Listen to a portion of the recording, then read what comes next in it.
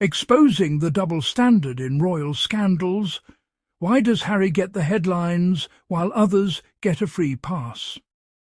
For years, the British press has been obsessed with every move Prince Harry makes, dissecting his actions, his words, and even his silences.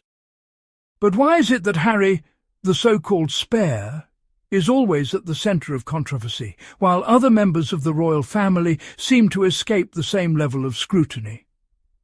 Today, we're diving deep into the real story behind the headlines, peeling back the layers of media spin and royal protocol to reveal what's really going on. Let's unpack the royal family's favourite game, Blame the Spare. It's a narrative as old as the monarchy itself. The heir is groomed for the throne, while the spare is left to find their own way, often becoming the scapegoat for the family's troubles. Prince Harry's journey has been shaped by this dynamic from the very beginning. Growing up in the shadow of his older brother, Prince William, Harry was always expected to play second fiddle. But what happens when the spare refuses to stay in his lane? Every time Prince Harry comes back to the UK, the media spins it like he's crawling home for forgiveness. The headlines scream about reconciliation, regret and royal drama, painting Harry as the prodigal son, desperate to return to the fold. But is that really the case? Or is there something deeper at play, a struggle for control, for narrative, for the very soul of the monarchy? But is it really that simple? The truth is, the relationship between Prince Harry and the rest of the royal family is far more complicated than the tabloids would have you believe. Behind the scenes, there are years of tension, misunderstandings, and unresolved issues that no amount of public appearances can fix. And yet, the media continues to push the idea that Harry is the problem, that if only he would apologise, everything would go back to normal. Remember those wild headlines about Harry's party prince days? The stories of late-night escapades, questionable costumes, and wild nights out became tabloid fodder for years. Every misstep was magnified. Every mistake turned into a scandal. But while Harry's youthful indiscretions were splashed across front pages, other royals were quietly protected from similar scrutiny. Meanwhile, his brother's escapades were quietly swept under the rug. Why? The answer lies in the royal pecking order. As the future king, Prince William has always enjoyed a level of protection from both the palace and the press. His mistakes are downplayed, his controversies minimised, and his image carefully managed. Harry, on the other hand, has been left exposed, his every move dissected and criticised. Because in the royal pecking order, Harry's missteps make great clickbait, while the future king gets a PR shield. The media knows that stories about Harry sell papers and generate clicks, so they keep the spotlight firmly on him, even when others are equally deserving of attention. It's a double standard that has persisted for decades, and one that shows no signs of changing anytime soon. And when it comes to family reunions, the narrative is always the same. Harry is the outsider, the black sheep, the one who doesn't quite fit in. Whether it's Christmas at Sandringham or a family wedding, the message is clear. Harry is not truly welcome. But why is that? Is it because of his choices, or is it because he refuses to play by the royal rules? He's not even invited to Sandringham, let alone offered real security for his kids. Despite being a member of the royal family, Harry and his family are treated as outsiders, denied the protection and support that others take for granted. It's a stark reminder that, in the world of royalty, blood isn't always thicker than protocol. Funny how the palace can protect its reputation, but not all its family members equally. When scandals threaten the monarchy's image, the palace moves quickly to control the narrative, issuing statements, launching investigations, and rallying the press. But when it comes to protecting Harry and his family, the response is often silence, or worse, subtle leaks designed to undermine their credibility. So, next time you hear calls for Harry to fix things, ask yourself, who really benefits if he does? Is it the royal family, eager to restore their image? The media, hungry for another headline? Or is it Harry himself, seeking peace and closure after years of turmoil? The British press has a long history of shaping public opinion about the royal family. From the earliest days of the monarchy, newspapers have played a crucial role in constructing the royal narrative. But in the age of 24-hour news cycles and social media, the stakes are higher than ever. Every story, every rumour, every whisper is amplified, dissected and debated by millions. And at the centre of it all is Prince Harry, a man who has become both a symbol and a scapegoat. To understand Harry's relationship with the press, we have to go back to his childhood. Growing up in the glare of the media spotlight, Harry witnessed firsthand the toll that relentless scrutiny can take. His mother, Princess Diana, was hounded by paparazzi, her every move documented and analysed. Diana's tragic death was a turning point, not just for Harry, but for the entire royal family. It exposed the dark side of fame, the dangers of living life in the public eye. As a child, Harry tried to lead a normal life, but normalcy was always just out of reach. Every friendship, every relationship, every mistake was fodder for the tabloids. The pressure to conform, to behave, to be the perfect royal was immense. But Harry was never content to simply follow the script. He wanted to forge his own path, to make a difference on his own terms. Harry's decision to join the military was a turning point. For the first time, he found a sense of purpose and belonging outside the royal bubble. His service in Afghanistan earned him respect and admiration, both at home and abroad. But even on the front lines, Harry couldn't escape the media's gaze.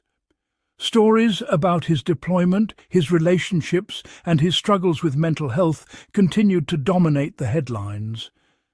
Despite the constant scrutiny, Harry used his platform to champion causes close to his heart. He founded the Invictus Games, a sporting event for wounded veterans, and became a passionate advocate for mental health awareness. These efforts won him praise, but they also set him apart from the rest of the royal family. Harry was seen as a maverick, someone willing to break the mould and challenge the status quo. Everything changed when Harry met Meghan Markle. Their relationship was a media sensation from the start, with every detail scrutinised and sensationalised. Meghan, an American actress and woman of colour, brought a new energy to the royal family, but also new challenges.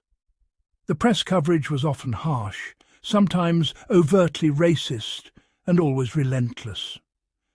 Together, Harry and Meghan faced a level of scrutiny that few could withstand. The couple's wedding was a global event, watched by millions, but even as they celebrated their love, the media continued to dig for dirt, publishing stories about family drama, alleged feuds, and supposed breaches of royal protocol. The pressure became unbearable, leading Harry and Meghan to make the unprecedented decision to step back from royal duties and move to North America. Their departure was met with shock, outrage, and endless speculation. The British press accused them of abandoning their duties, of betraying the monarchy, of seeking fame and fortune abroad. But for Harry and Meghan, the move was about survival, about protecting their family from the same forces that had destroyed Harry's mother. In the digital age, the scrutiny only intensified. Social media became a battleground, with supporters and critics clashing over every decision the couple made. The narrative was constantly shifting, with new rumours and conspiracy theories emerging every day. Through it all, Harry and Meghan tried to maintain their dignity, focusing on their charitable work and raising their children away from the spotlight. But the ties to the royal family could never be fully severed. Harry's return to the UK for major events was always headline news, with the media speculating about every interaction, every gesture, every word exchanged. The focus was never on the events themselves, but on the drama, on whether Harry would reconcile with his family, on whether old wounds could be healed. The reality, however, is far more nuanced. Family relationships are complicated, especially when played out on the world stage. There are no easy answers, no quick fixes. The wounds run deep, and the path to reconciliation, if it exists at all, is long and uncertain. Meanwhile, the media continues to profit from the drama. Every story about Harry generates clicks, sells papers, and fuels the 24-hour news cycle. The public is fed a steady diet of speculation and scandal, with little regard for the truth or the human cost. Away from the cameras, Harry and Meghan are focused on building a new life. They are raising their children with love and intention, determined to give them the privacy and security they never had. It's a quiet rebellion against the expectations of royalty, a choice to prioritise family over duty, happiness over tradition. The story of Prince Harry is in many ways the story of the modern monarchy. It's a tale of tradition and change, of loyalty and rebellion, of love and loss. It's a reminder that even those born into privilege are not immune to pain, to struggle, to the search for meaning and belonging. As the headlines continue to swirl, it's important to remember the people behind the stories. Prince Harry is more than a tabloid headline, more than a royal scandal. He is a son, a husband, a father, and a man trying to find his place in a world that has always expected him to play a role. The monarchy is an institution built on tradition, but it is also an institution in flux. The choices made by Harry, and by the royal family as a whole, will shape its future for generations to come. The question is not just whether Harry will return to the fold, but whether the monarchy itself can adapt to a changing world. The double standard in royal scandals is not just about Harry. It's about the way power is wielded, the way narratives are constructed, the way the public is manipulated. It's about who gets to tell the story and who is forced to live with the consequences. For Harry, the journey is ongoing. He is still searching for answers, still grappling with the legacy of his family, still trying to carve out a life that is true to himself. The headlines may never stop, but Harry's story is far from over. So the next time you see a headline about Prince Harry's return to the UK, remember there is always more to the story. Behind every scandal, every rumour, every clickbait headline, there are real people, real struggles and real consequences. The real story behind the headlines is one of complexity, resilience, and the ongoing search for truth and belonging in a world that is all too eager to judge. Thank you for joining us as we explored the real story behind Prince Harry's UK return. If you found this video insightful, don't forget to like, subscribe, and share your thoughts in the comments below. Until next time, stay curious and remember, there's always more beneath the surface.